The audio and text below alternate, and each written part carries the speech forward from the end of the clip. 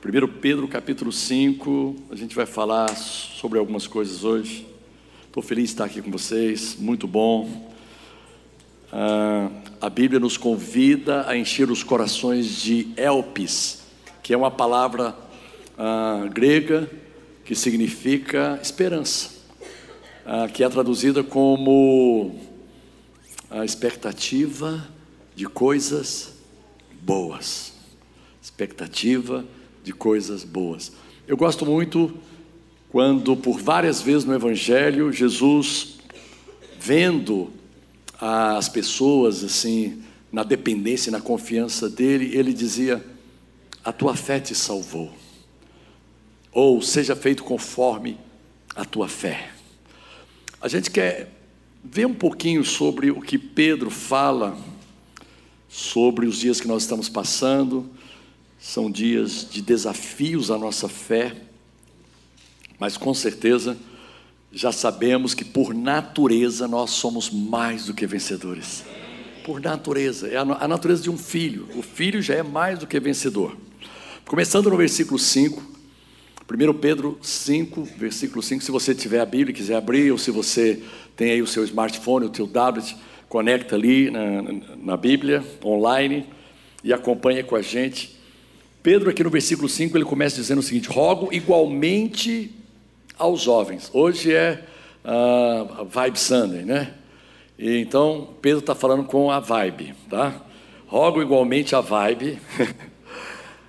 Rogo igualmente aos jovens. Quantos aqui são jovens? De 80 anos para baixo? Melhorou, né? Não, agora honestamente, de 40 anos para baixo, quantos aqui estão? Olha aí que benção, hein? 40 anos para baixo, deixa eu ver. Jesus, tem bastante jovem aqui, isso é bom.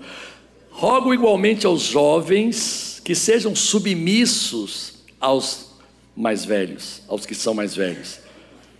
Outrocina o trato de uns com os outros, cingivos todos de humildade, porque Deus resiste aos soberbos, contudo aos humildes Ele concede a sua graça. Irmãos, quando a palavra de Deus fala que os jovens, eles devem respeitar, eles devem estar abertos e até mesmo desejosos para aprender com a experiência dos mais velhos, isso é algo que é muito prático e é muito funcional nas nossas vidas. Eu me lembro que quando eu tinha 17 anos, eu consultei alguém que tinha 4 anos a mais que a mim, 21 anos. Ele trabalhava no banco e eu estava começando a querer trabalhar e estava em dúvida se eu devia pegar um trabalho ou não. Eu fui lá. Eu me lembrei desse versículo. Falei: Senhor, tua palavra diz que os mais jovens devem buscar conselho, devem se submeter, devem respeitar os mais velhos. Fui lá, ele trabalhava como caixa no Itaú, pedi lá licença. Cara, apareceu uma oportunidade de trabalho para mim, mas não é bem dentro da minha área. O que você acha? Cara, não preocupa se é da sua área não, lá na frente você vai encontrar a sua área. Pega! E foi um conselho abençoado, foi algo muito bom. Eu me lembro que em diversos momentos na nossa vida, Suedna e eu, por exemplo, nós nos aconselhamos com pessoas mais maduras, em questões de casamento, em questões de criação de filhos, em questões de administração financeira. Como é bom você poder ter pessoas que sejam referência para você. Concorda comigo? Pessoas que você possa pelo menos ouvir, né?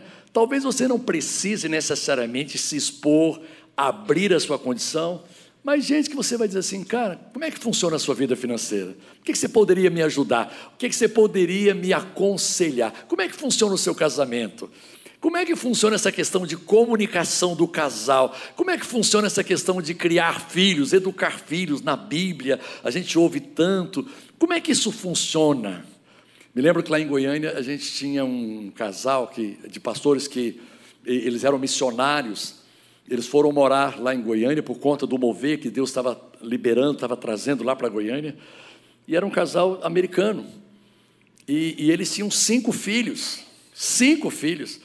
Cara, e eram os filhos mais educados da igreja.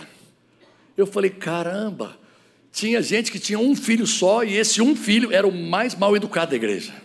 Eu falei: bom, então a questão não é quantidade, né? Não é porque, não, se eu tiver um, então eu vou poder criar com mais qualidade, vou poder educar com mais qualidade. Não, aquele casal tinha 5 filhos e eram os filhos mais educados. E são hoje, depois de tanto tempo, adultos educados, bem-sucedidos, porque foram bem criados. E a gente, olhando para eles assim, nós nos aproximamos deles e pedimos conselhos. Como é que vocês fazem? Sabe, qual é o segredo? Qual é a chave? Por onde nós devemos ir? É tão bom quando você tem pessoas com as quais você pode se aconselhar. Alguém está comigo aí? Amém? Assim, é muito bom você falar. Não tenho nada contra você falar, você expor, você emitir sua opinião, dizer o que você está sentindo. Mas eu só queria te lembrar de uma coisa que já é da natureza biológica do homem. Você tem 2 ouvidos e apenas uma boca. Isso significa o seguinte, não é que você não tem que falar, é que você tem que aprender a ouvir. Você precisa ouvir mais. A fé vem pelo ouvir, e o ouvir da pregação da palavra. Quanto mais você ouve, quanto mais, sabe, aquele ouvido seletivo. É lógico, você não tem que ouvir e dar crédito a tudo aquilo que você ouve. O apóstolo Paulo é muito sábio quando ele coloca isso lá em 1 Tessalonicenses 5, ele diz assim, olha, vocês ouçam tudo, experimentem tudo, mas retenham aquilo que é bom. Não é porque a pessoa deu um conselho para você que você tem que seguir. Você pega aquele conselho, você pode anuir a ele ou não. Você simplesmente vai orar e vai entender, Senhor, eu recebi um conselho, uma opinião, alguém me falou alguma coisa, e eu me submeto a Ti, eu coloco diante de Ti. Qual é a tua vontade? Sabe, tem conselhos que já vão bater direto assim no seu coração, você vai sentir paz, você vai sentir, cara, é a resposta de Deus. Como é bom saber que Deus usa as pessoas, não é? Deus usa uns aos outros. Quantos aqui já foram usados por Deus alguma vez? Para dar um conselho, para dar uma direção, para dar uma dica, né? Para dar uma opinião sobre alguma situação.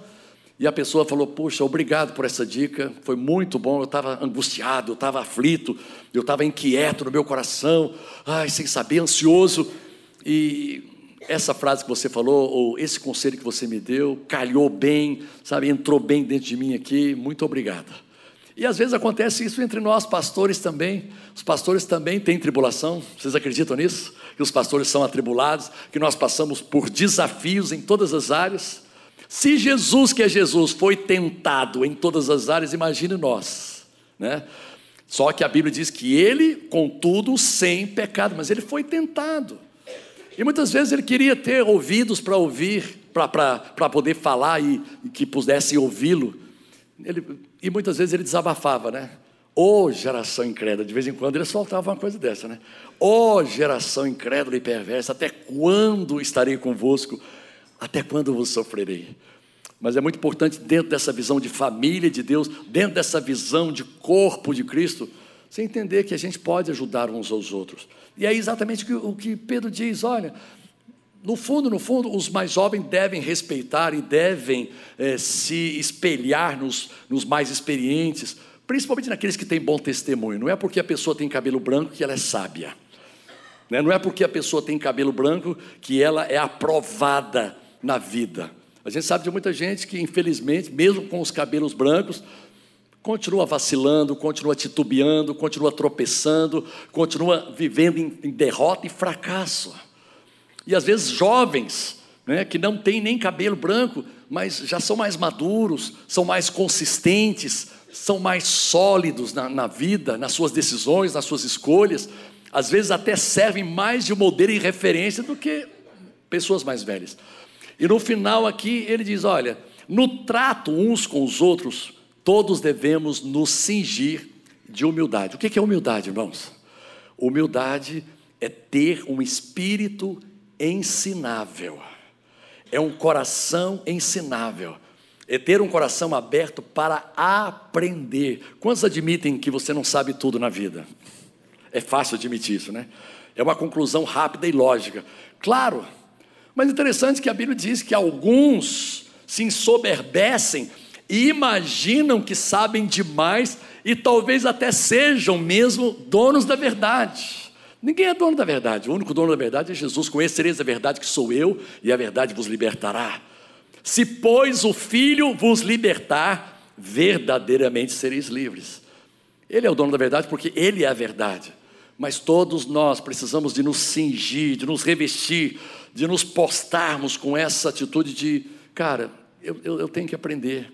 E quando você tem essa humildade, até uma criança te ensina, os animais te ensinam, a natureza te ensina, as flores te ensinam. Você começa a ficar sensível para ouvir Deus em tudo aquilo que Ele pode usar para falar com você, para comunicar coisas ao seu coração, para tornar você mais sensível e uma pessoa cada vez melhor. Não é porque você é filho de Deus que você já alcançou a perfeição. Você é santo, separado para Deus, você é herdeiro de todas as promessas, você é um homem abençoado, como nós cantamos aqui, aquela música do Duda, eu sou um filho amado, eu sou abençoado, e é mesmo, você é um filho amado, você é abençoado, mas a gente tem muito que aprender, queridos, e eu gosto disso porque Pedro fala desse tratamento uns com os outros, em que todos nós temos alguma coisa para ensinar, e todos nós temos alguma coisa para aprender. É claro que eu não vou chegar para a pessoa e dizer assim, olha, eu tenho alguma coisa para te ensinar, por favor, fica quieto aí. É mais fácil você vir ao contrário e dizer, cara, o que eu posso aprender com você? Né? Ou você já observa a pessoa, senta com ela. De vez em quando eu promovo, eu gosto de relacionamentos, eu promovo alguns encontros, seja para lanchar, para tomar café, seja para um almoço, entre algumas pessoas que eu tenho certeza que podem me acrescentar. Sabe o que a Bíblia diz? Ande com o sábio e você se tornará um sábio. Ande com uma pessoa prudente e você se tornará uma pessoa prudente. Ande com uma pessoa que tem rompido limites e vencido na vida e você vai romper limites e vencer na vida. Do outro lado, ande com uma pessoa que só sabe reclamar. Daqui a pouco você está reclamando também. Ande com a pessoa que só sabe se queixar, murmurar e só vê dificuldades na vida. Daqui a pouco você estará falando como ele fala, pensando como ele pensa. Por isso que Deus sabiamente convidou Abraão. Disse assim, Abraão, você não precisa de ser perfeito, Abraão, para andar comigo.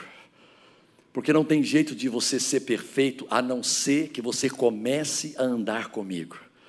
Gênesis 17:1, Deus se apresentou para Abraão quando ele já tinha 99 anos de idade, e ele disse para Abraão, eu sou o Deus Todo-Poderoso, eu sou o El Shaddai, eu sou o Deus mais do que suficiente. A palavra El Shaddai significa mais do que suficiente. Eu sou o Deus Todo-Poderoso, anda na minha presença, e a consequência de você andar comigo a cada dia, é que você vai se tornar cada vez mais parecido comigo. Irmãos, é inevitável, num casamento como o meu e da Suédia, que já vai para 33 anos de idade, que a gente comece a ficar parecido um com o outro. Daqui a pouco eu me pego falando coisas que são dela e ela... Por quê? A convivência, nós estamos andando juntos. O casal está andando junto. Você está andando junto com Deus, você vai se tornar semelhante a Ele. Você vai ficar cada vez mais parecido. Então é importante que nos relacionamentos você faça boas escolhas. Com quem você tem andado? Com quem você tem andado? Você tem andado com pessoas, se você for inteligente, desculpe, tá, irmãos, a franqueza. Se você for inteligente, você vai escolher andar com pessoas melhores do que você, que têm alguma coisa para te ensinar. Você vai andar com pessoas mais inteligentes. Eu me lembro uma vez, eu tinha me formado na faculdade, e no dia 31 de dezembro de 1981, já quase que na virada de um ano para o outro, quase entrando em 82, já entrando em 82, nos primeiros minutos de 82, lá na cidade de Goiânia, falei, caramba, Deus, agora eu me formei na faculdade, já tenho um emprego, eu vou melhorar nesse emprego, com certeza, eu vou ser promovido daqui a um tempo. Senhor, eu estou pensando uma coisa, esse ano eu quero dar uma casada. Vou dar uma casada esse ano, Senhor. Só que ainda não tinha nem a namorada, né? Tinha um bocado de mulheres interessadas em mim.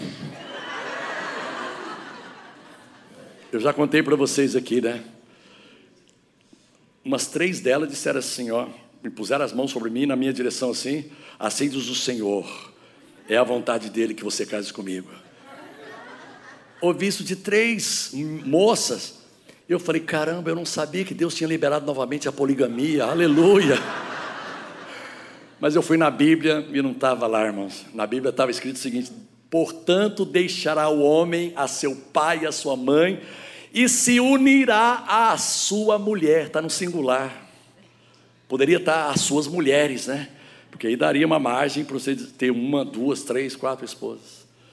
E eu falei, não, Deus não liberou a poligamia, né? As irmãs estão profetizando na base do sentimento, para ver se me pressionava a tomar uma atitude e a escolher uma delas. E na verdade eu não escolhi nenhuma das 3. Na verdade eu escolhi a Suedna. Por quê? Sabe por quê? Vou falar a verdade para você. A gente estava, assim que eu me formei, nós fomos numa viagem missionária pela escola bíblica que a gente fazia lá em Goiânia, Instituto Bíblico.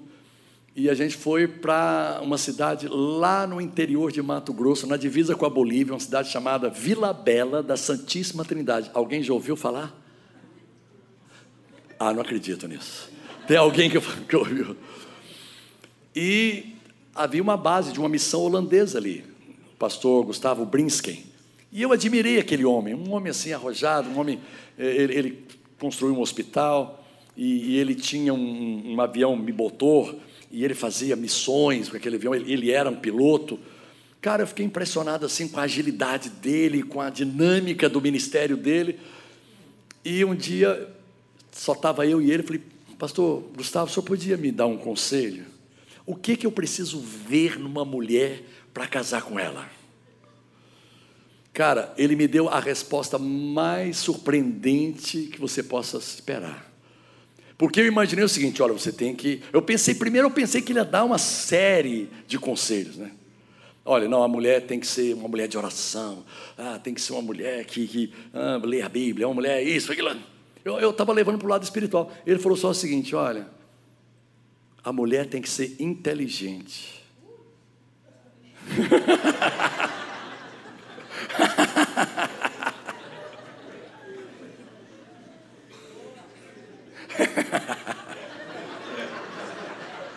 Legal. Cara, aquilo... Eu fiquei esperando assim para ver se tinha mais resposta. Ele não falou mais nada, saiu. E eu fiquei com aquilo assim, caramba, sabe que aquilo testificou no meu coração? E aí o meu desafio foi procurar uma mulher inteligente, né? Mais inteligente do que eu. Todas as mulheres são inteligentes, por favor, né? Todos nós somos inteligentes. Mas, cara, quando ele falou isso, imediatamente eu vi a Suedna, gente. Não falei nada para ela no momento. Voltamos para Goiânia. Aí começamos a fazer a escola bíblica juntos. Aí começamos a ficar mais próximos. Começamos a orar sobre a possibilidade. E a coisa aconteceu. Naquele ano eu dei uma casada. Aconteceu. Em dezembro de 82. E estamos nessa casada até hoje. Vamos fazer 33 anos. Entende a importância, às vezes, de você ouvir um conselho, não como sendo assim a palavra definitiva de Deus, mas como alguma coisa, como algum ingrediente que pode ser somado, para que você possa formar a sua própria opinião e ter a sua própria convicção. É claro que tudo tem que ser feito em oração. Pega o conselho de um, ouve, vai para a palavra, sabe? Ora, busca Deus. E obviamente, Deus vai dirigir você. Eu sou muito grato a Deus, e preciso falar isso para você, por ter encontrado Jesus aos 15 anos. Aos 15 anos de idade. Por que eu digo isso? Claro, poderia ter encontrado aos 10, teria sido melhor? Amém. Ou antes. A minha esposa se batizou com menos de 8 anos, convicta do que ela estava fazendo. O Timóteo, meu filho, também batizou com 8 anos. Os meus filhos batizaram quem batizou mais velha foi a Samara com 12. Quer dizer, já tendo consciência do que estavam fazendo. Mas por que eu digo que eu sou grato a Deus por ter me convertido mesmo para valer aos 15 anos? Porque as decisões maiores da minha vida ainda estavam por vir, como por exemplo, o curso a fazer numa faculdade. Eu tinha milhões de ideias, eu tinha muita coisa na minha cabeça. Eu queria ser engenheiro, aí depois eu falei, não, agora eu acho que eu vou ser administrador. Você sabe que muda, né? Adolescente, uma hora ele quer uma coisa, outra hora ele quer outra, é normal. São poucos de nós que não são volúveis, né, na época de adolescência. E eu estava pensando, cara, mas eu orei e apenas peguei a opinião do meu pastor, e o que ele falou fez sentido, e eu resolvi fazer ciências contábeis. Ciências contábeis. Entrei na faculdade. Assim que eu entrei na faculdade, eu percebi que não tinha nada a ver comigo. Incrível, mas perseverei. Porque daqui a pouco eu comecei a fazer algumas matérias interessantes. Processamento de dados 1, processamento de dados 2, 3, 4. E eu fiquei assim maravilhado com o processamento de dados. Tanto é que eu não segui a carreira como contador. Eu segui a carreira de informática na minha vida. Eu fui um programador. Mas me formei como contador.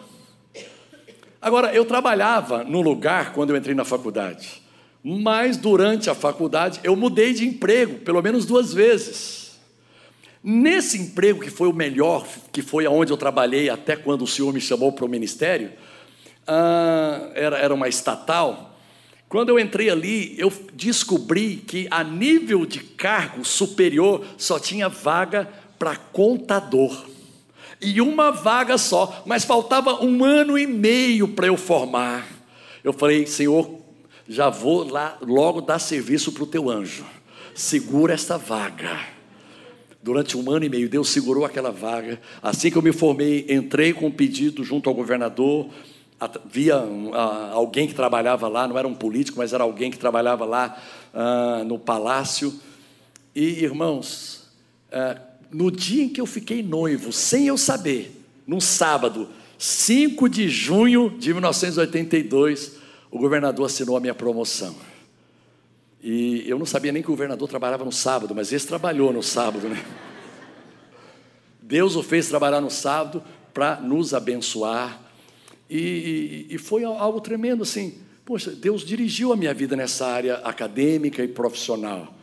Porque eu fiz um curso e acabei lá nessa estatal me envolvendo mais. Eu fui emprestado, eu era contador e fui emprestado para a área de informática. Coisa maluca, coisa de Deus. E ali eu fui crescendo e já estava chegando na posição de analista de sistema quando aí Deus direcionou de uma outra forma a minha vida. Eu digo isso porque eu tive a oportunidade de orar, e orar sério, orar com sinceridade. Deus, com quem eu vou casar, Senhor? É sério isso. E Deus falou comigo assim, olha, eu não tenho uma pessoa certa para você. Você escolhe e decide amar, que eu vou abençoar. Então eu escolhi a Suedna. Falei, bem, Suedna, eu escolhi você para amar até o último dos meus dias. E tem sido assim, querido, é uma escolha. Sabe, eu não fiquei esperando assim, o meu sentimento, aquela paixão. Posso confessar uma coisa para vocês? Eu comecei a namorar com a Suedna, cheio de paixão, mas o gás acabou logo, logo.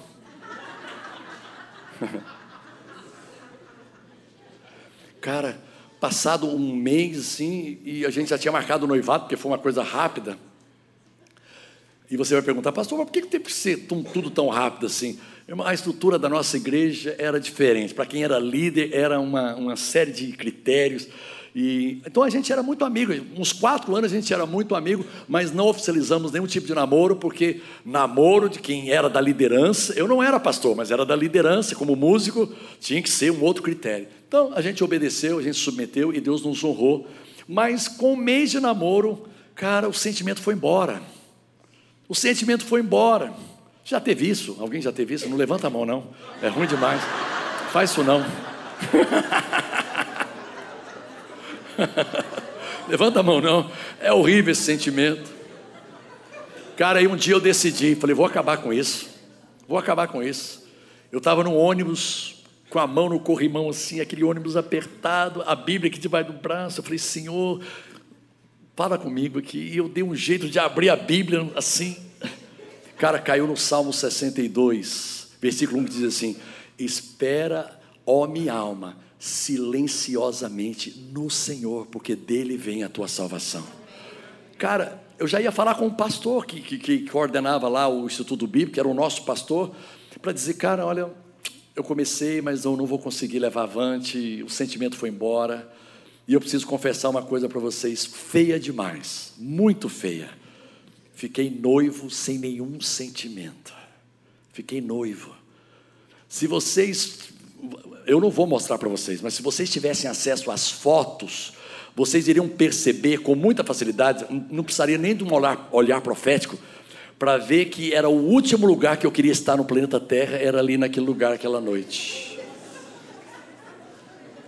E a Suédra no meio disso tudo? A Suédra, um dia antes de nós ficarmos noivos, ela chegou para mim e disse assim: Bené, nós somos amigos, fica tranquilo. Se você não está sentindo paz no seu coração, direção, a gente termina aqui agora, você não precisa nem de explicar para a minha família, eu vou lá e explico. Meu irmão, eu ia perder uma mulher dessa? Eu ia perder uma mulher dessa? Eu falei, não, a nega é minha, ninguém tasca, eu vi primeiro, de jeito nenhum. E pela fé eu fiquei noivo. Olha só, glória mesmo. No outro dia, no domingo, gente, eu fui dormir assim, imaginando, meu Deus, o que eu fiz? Pai, tem misericórdia. Dormi. No outro dia, irmãos, eu acordei tão apaixonado. Você vai pensar que é brincadeira, você vai pensar que eu estou exagerando. Não estou. Assim, foi difícil para mim esperar encontrar com ela à noite, porque ela estava em Anápolis, eu estava em Goiânia, e nós íamos encontrar apenas na reunião à noite. E quando eu encontrei com ela, ela já percebeu que tinha alguma coisa diferente. Eu preciso falar para você que daquele primeiro dia pós-noivado até hoje, eu não perdi mais essa paixão. Você vai perguntar para mim, amém.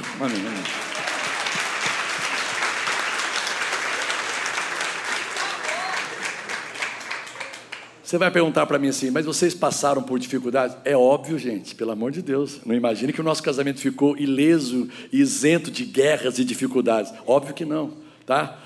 Mas com certeza a Suédra, nesses 33 anos de casamento, ela nunca quis separar de mim. Me matar várias vezes. Essa é uma frase já feita, né? Tudo bem. Estou aproveitando aqui alguém que disse isso.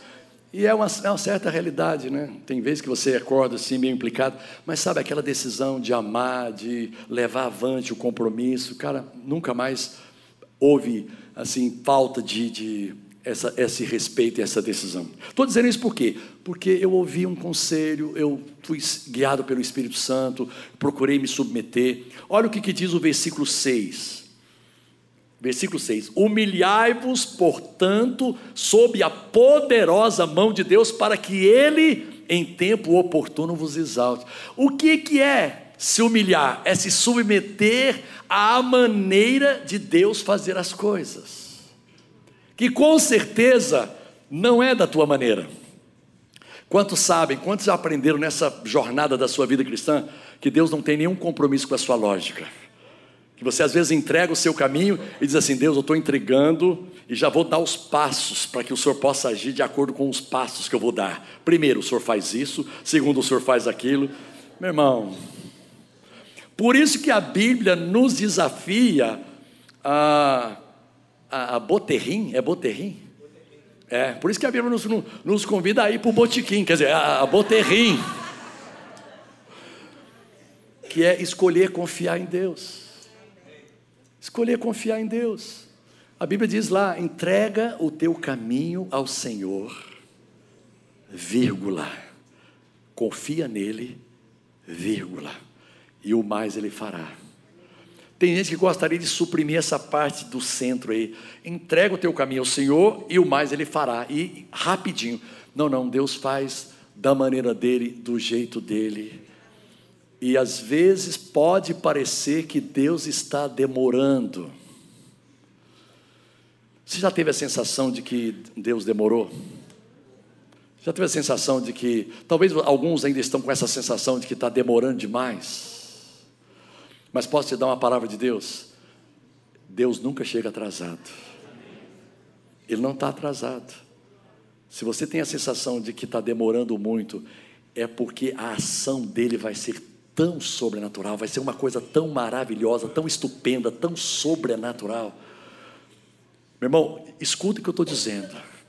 Se você já pediu e você já está agradecendo, você já está profetizando, crendo no milagre, você já tirou a pedra, como Jesus disse a Marta, Marta, tire a pedra, se creres verás a glória de Deus. Se você está crendo e ainda não aconteceu, é porque o milagre vai ser espetacular.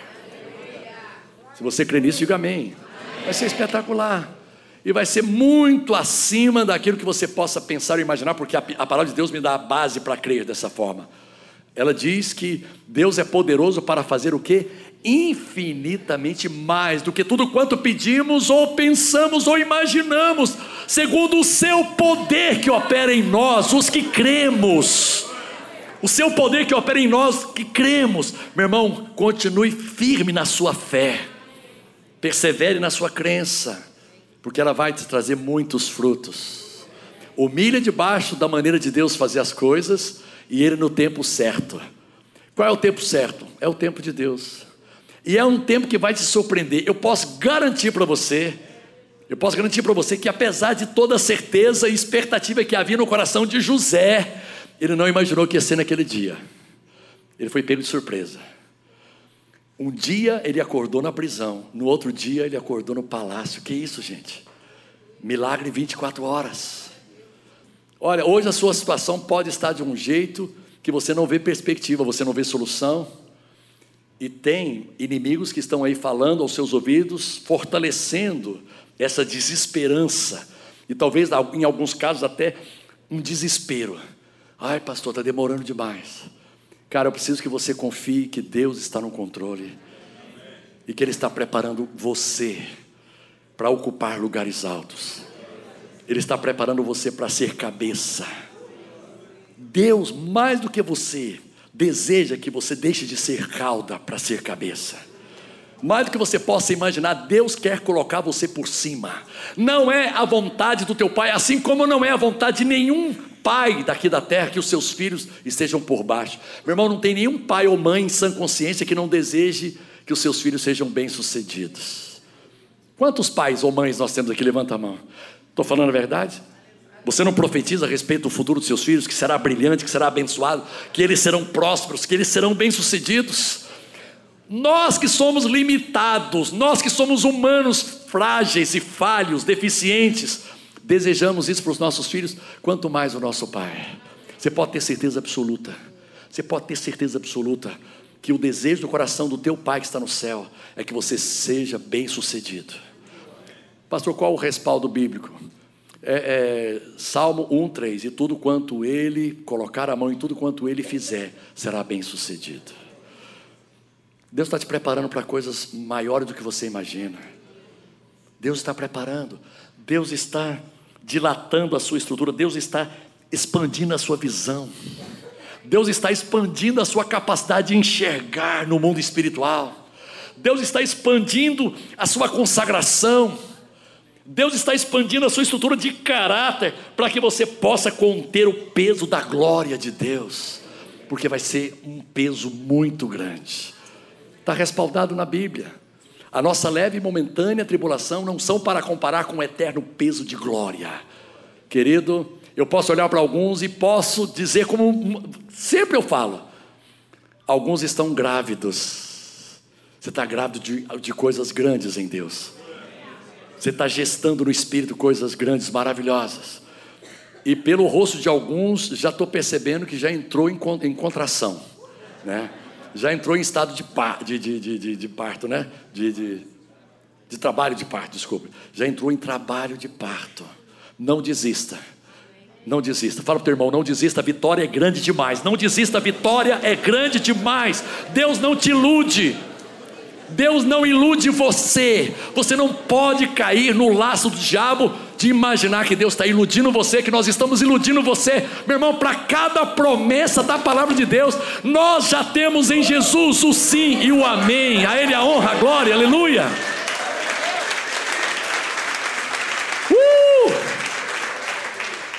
Como Deus é bom. Agora olha só o versículo 7. É um desafio que Deus nos faz através do apóstolo Pedro. Lançando sobre ele toda a vossa ansiedade. Posso dizer uma coisa para tranquilizar você? A ansiedade na nossa vida é inevitável. Cara, não tem jeito de você evitar. Que ela venha, não. Agora o que você pode evitar é andar em ansiedade. Alguém está comigo aí? Cara, vem, assombra o teu coração, você treme, você fica com medo, você fica desconfiado, você fica inseguro.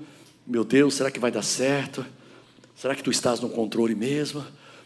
É inevitável que suba ansiedade ao seu coração, mas é totalmente evitável que você se deixe carregar de ansiedade e dominar pela ansiedade.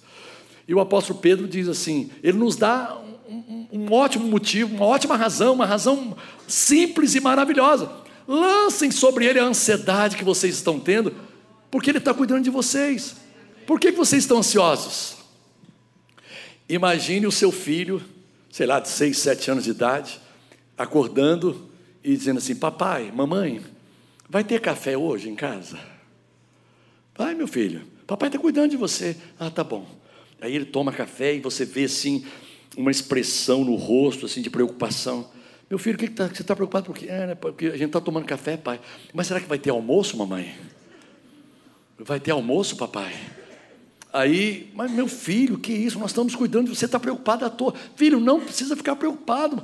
Tem comida aqui em casa suficiente, vai ter janta, vai ter almoço, vai ter café da manhã, vai ter lanche à tarde. E até de noite, antes de você dormir, vai ter comida, não falta comida aqui.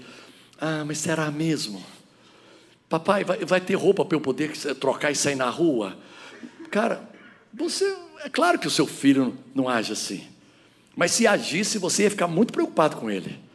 E você ia tentar dizer para ele assim, filhão, fica tranquilo, vem cá, sobe aqui no colo do papai. Papai está cuidando de você, sobe aqui no colo da mamãe. Mamãe te ama, mamãe tem o melhor para você, nunca vai te faltar nada. E você ia tentar tranquilizar o coração dele e dela, não é verdade? É assim que Deus está fazendo com você agora, está te pegando no colo e está dizendo assim, olha, pode ser que você não esteja entendendo tudo, mas eu estou entendendo tudo. Nada escapuliu do meu controle, nada foge do meu controle. Você é importante para mim. Você é importante, eu te chamo pelo nome. Meu irmão, se Deus conhece as estrelas e as chama pelo nome, são bilhões de estrelas e Deus as chama pelo nome, e nenhuma delas vem a faltar, porque o Senhor é poderoso para sustentá-las e fortalecê-las e guardá-las. Não valemos nós mais do que as estrelas que hoje existem e amanhã desaparecem. Você tem muito mais valor. Deus cuida de você. Você precisa de sair daqui hoje renovando a sua confiança em Deus. Humilhai-vos debaixo da poderosa mão de Deus. Não é qualquer mão, amados, é a poderosa mão de Deus que pode fazer todas as coisas. Não há limites para o que Deus pode fazer, agir, operar, mover. Não há limites, a mão dele é poderosa. Você não está debaixo de qualquer mão, você está debaixo da mão poderosa de Deus. Deus ama você demais. Cara, assim como eu percebo no meu espírito que eu estou vivendo debaixo da plenitude da bênção de Deus, no meu casamento, na minha vida familiar, na minha vida ministerial, sabe? Mas ainda tem limite, ainda tem limites a serem rompidos na minha vida, obviamente. Eu não cheguei no ponto máximo em que eu não preciso mais aprender, mas eu estou tão feliz por saber que Deus me ama e que Ele cuida de mim de uma maneira tão especial. Deus cuida de mim de uma maneira assim detalhada, minuciosa, pormenorizada. Se você tiver atenção, se você tiver sensibilidade, se você tiver percepção, você vai entender como Deus cuida de você, nos detalhes. Até quando Ele aparentemente, entre aspas, atrasa, Ele tem um propósito. Ele não atrasa, eu só estou brincando. Mas até quando você tem a sensação, caramba, acho que Deus esqueceu de mim. Eu acho que tem tantos assuntos que são prioridades para Deus que eu lembro quando eu trabalhava, quando era prioridade máxima o serviço, eles falavam prioridade zero. Prioridade zero, batia assim, botava na mão do digitador, separava qualquer coisa e ia fazer aquilo. Eu quero dizer que você é prioridade zero para Deus. Você acredita nisso? Então você vai falar, diga assim, eu sou prioridade zero para Deus. Aleluia. Diga para o teu irmão assim, eu não sei você, mas eu sou prioridade zero.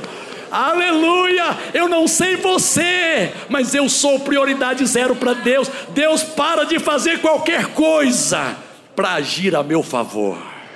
Eu acredito nisso, irmãos, de todo o coração. Então lança essa noite sobre ele a tua ansiedade, a tua preocupação, a tua angústia, a tua inquietude. Lança, em nome de Jesus. Filhos, lancem sobre o pai de vocês qualquer tipo de ansiedade, porque ele tem cuidado. Não é que ele vai cuidar, ele já tem cuidado. Descansa. Não tem nenhum problema que mereça que você durma mal, ou que você passe uma noite sem dormir, preocupado, inquieto, pensando. Já percebeu que você dormir pensando, tentando arrumar uma solução, não resolve? Não resolve. Até abate mais, entristece mais, angustia mais, e no outro dia você não consegue nem fazer as coisas direito, porque você não dormiu. Meu irmão, que você durma em paz, sabendo que tem um Deus que zela por você, que vela por você, de verdade, gente. O que Pedro tentou transmitir para nós foi isso. Lança sobre ele a tua preocupação. Tudo bem, ela vem, não vem? Da mesma maneira que ela vem, que ela vá. Ela vem, tentou roubar a minha paz, tentou gerar uma confusão, uma desarmonia, desestruturar, ruir aqui por dentro. Cara, eu não aceito, em nome de Jesus eu não aceito. Eu lanço sobre ele toda a minha ansiedade, porque ele tem cuidado de mim. Ele tem cuidado de mim. Ele tem cuidado de você na tua vida sentimental. Ele tem cuidado de você na tua vida profissional, na tua vida financeira, na tua vida física, biológica, orgânica. Ele está cuidando de você, querido. Deus está no controle. Quando o assunto é filho, Deus está no controle. Eu não vou dizer que Deus está no controle da vida do ímpio, porque eles escolheram fazer as coisas do jeito deles. Mas se você é filho e escolheu confiar no Senhor e se humilhar debaixo da mão poderosa dele, você pode ficar tranquilo. O que te aguarda é felicidade, sucesso e vitória, e bênçãos sem limites. Bênçãos sem limite. Agora nós temos um adversário. A Bíblia diz no versículo 8: sede sóbrios e vigilantes. Meu irmão, quando você se deixa dominar pela ansiedade, você está deixando de vigiar, cara. Você tem que vigiar. Vigia. Opa, peraí, eu estou ansioso, estou preocupado. Por quê? Conversa com o teu coração. O que está acontecendo aí? Conversa com a tua alma. Não foi? Davi não conversava com a alma dele? Minha alma, por que estás aflita? Por que estás angustiada e te perturbas dentro de mim? Espera em Deus, pois ainda o louvarei. Davi, ele tinha um contato, ele tinha uma conversa, um diálogo com a sua alma, com o seu coração. Ele procurava tranquilizar o seu coração. Meu irmão, tranquiliza o seu coração essa noite. Conversa com a sua alma e diz: minha alma, por que te perturbas? Por que te inquietas? Por que te afliges dentro de mim? Espera em Deus, dele vem a tua salvação. Espera nele, ele não falha com você. O que a Bíblia diz? Que Deus não é homem para que minta, e nem filho do homem para que se arrependa. O que ele falou, ele vai fazer. O que ele prometeu, ele vai cumprir. Você pode fortalecer o teu irmão nisso e dizer: o que ele te falou, ele vai fazer, meu irmão. O que ele te prometeu, ele vai cumprir, meu irmão. Profetiza isso ao teu irmão, à tua irmã que está aflita, que está angustiada, que talvez veio aqui essa noite buscar um consolo e um conforto para a tua alma. Está aí o consolo e o conforto para a tua alma. Deus cuida de você. Deus cuida de você. Se você esquecer disso que eu te falei, põe a música do Kleber Lucas lá e começa a cantar: Deus cuida de mim, a sombra das suas asas. Deus cuida de mim, eu amo a sua casa. Eu não ando sozinho, não estou sozinho, pois sei, Deus cuida de mim. Você pode aplaudir esse Deus que cuida de você? De verdade, ele cuida de você. Olha só o versículo 8: sede sóbrios e vigilantes. O diabo, vosso adversário, anda em derredor como leão que ruge, falando coisas, procurando alguém para devorar. Quem é que ele está procurando para devorar? Os ansiosos. É presa fácil para o diabo. E sabe o que ele faz? Quando ele ruge, ele tenta fortalecer em você a dúvida. Ele tenta fortalecer em você a ansiedade. Ele tenta fortalecer em você o medo. Não, olha, Deus não vai agir mesmo não. Já devia ter agido, não agiu. E às vezes colocando um sentimento em você de que você não merece ser cuidado por Deus. Não você está achando que Deus vai cuidar de você? Você não tem qualificação nenhuma. Olha a sua performance espiritual. Qual foi a última vez que você orou? Qual foi a última vez que você leu a Bíblia? Nem o Salmo 91 você está lendo mais. O diabo vem com essas coisas, tentando diminuir você, tentando massacrar você, roubando a tua fé. Cara, independente se eu oro ou não todos os dias, independente se eu ler a Bíblia, eu devia orar e ler a Bíblia. Eu sou a favor de que a gente tenha essa comunhão com Deus. Mas independente disso, se eu orei hoje e não orei amanhã, eu não deixei de ser filho por causa disso. Eu não deixei de ser filho por causa disso. Porque eu passei uma semana sem orar, eu não deixei de ser filho, eu não deveria fazer isso. É claro que nós não estamos incentivando esse tipo de performance, mas o diabo pega pesado e diz, você não merece. Olha, você, não, Deus não está nem olhando para você. E você começa a olhar as circunstâncias e diz assim, é mesmo, eu acho que mesmo. Olha, e vai piorar, e aí piora mesmo, você vai estar vendo, é verdade, Deus está longe de mim. Cara, você tem que escolher a quem você vai ouvir. As minhas ovelhas ouvem a minha voz. Você não é ovelha do inferno não, querido, você é ovelha do bom pastor que se chama Jesus Cristo.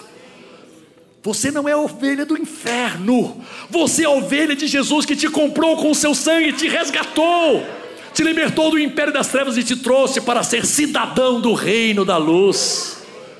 Cara, Deus cuida de você. Deus cuida, você está passando um momento difícil, persevera na sua confiança. Esse momento difícil acontece mesmo. Olha só o que diz o versículo 9. Olha o que diz o versículo 9. Resista ao diabo, firme na sua fé. Resistir-lhes firmes na fé. Satanás, eu não estou enxergando nada, as circunstâncias são contrárias, os meus sentimentos são contrários. Mas entre o que os meus sentimentos dizem e o que a palavra de Deus diz, eu escolho crer na palavra de Deus. Passa por cima dos seus sentimentos, como eu fiz quando eu fui ficar noivo, irmãos. Passei por cima. Cara, não estou sentindo nada, mas eu vou agir em fé. E Deus honrou. Você quer ver Deus honrar você? Haja em fé, mesmo que isso contrarie os seus sentimentos, mesmo que isso contrarie a sua lógica. Lembra aquela vez que Pedro foi contrariado na lógica? E ele ficou com vontade de dizer, Jesus, olha, não vou lançar rede não, porque quem conhece de pesca aqui sou eu. O senhor é bom pregador e bom carpinteiro, fiquei sabendo que o senhor é um bom carpinteiro, mas de pescaria, de pesca entendo eu. Nós trabalhamos a noite inteira, não tem lógica lançar novamente, e dá um trabalho, tem que montar tudo de novo, tem que acionar toda a equipe, precisa preparar o barco. Não vai dar, mas sabe de uma coisa? O senhor é um cara bom, eu vou provar para o senhor que o senhor está errado, eu vou obedecer. E lançou as redes, e de repente tinha tanto peixe naquela rede, que ele caiu prostrado aos pés de Jesus e disse assim, Senhor, eu não presto, eu não sei porque o Senhor é bom comigo, porque eu não presto, porque na verdade eu obedeci por obedecer, eu obedeci por aparência, eu obedeci por religiosidade, obedeci para provar para o Senhor que o Senhor estava errado, e depois que eu lançasse e não viesse nenhum peixe, eu ia jogar na sua cara, está vendo? Você não entende nada de peixe, de pescaria, mas eu quebrei a cara. Realmente, Senhor, Tu não ages segundo a minha lógica.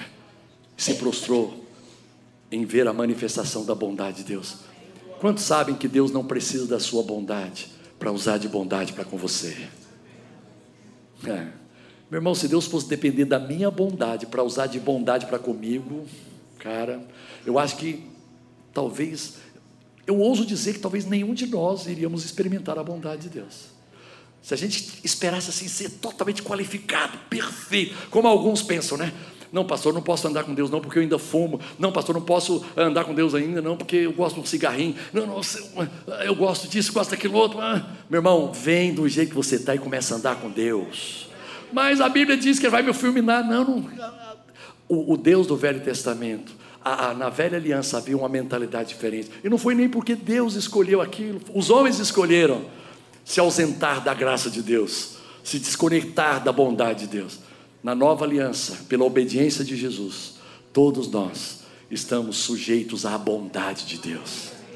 Posso profetizar que nessa semana de 27 de setembro a 4 de outubro, Deus vai surpreender você com a bondade extrema dele, que será liberada sobre a sua vida, na área que você está precisando agora, na área da tua aflição, na área da tua ansiedade, na área da tua preocupação, na área da tua inquietude, na área da tua dúvida, na área do teu medo, Deus vai transbordar a bondade dEle.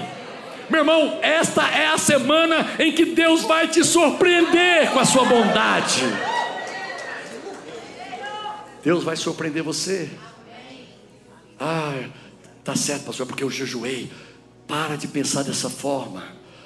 Se você quer jejuar, amém. Se você quer orar, glória a Deus, é bom. Isso vai te fazer mais sensível.